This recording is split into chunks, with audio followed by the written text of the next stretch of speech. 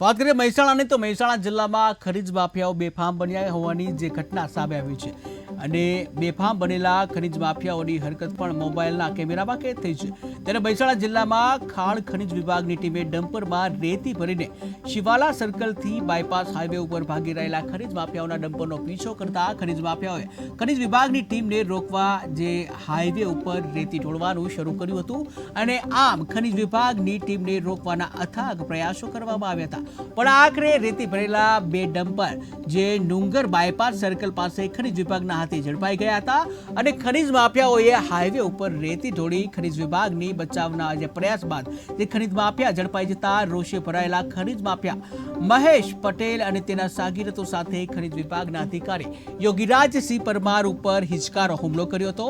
જ્યાં મોડી રાત્રે ખનીજ માફિયાઓ સાથે જે ખાણ ખનીજ વિભાગની ચોર જે પોલીસ કહી શકાય કે ખનીજ વિભાગની જે ચોર પોલીસની રમતમાં ખનીજ અધિકારીઓ ઘાયલ થતા યોગીરાજસિંહ પરમારની સારવાર અર્થે મહેસાણા સિવિલમાં ખસેડવામાં આવ્યા હતા।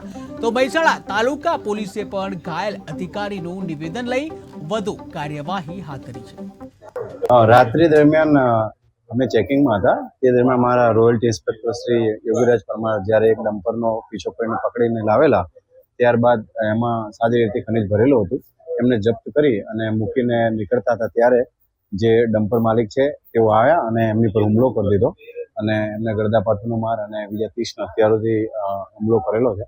તો એમને અમે સિવિલ હોસ્પિટલ મહેસાણામાં દાખલ કરેલા।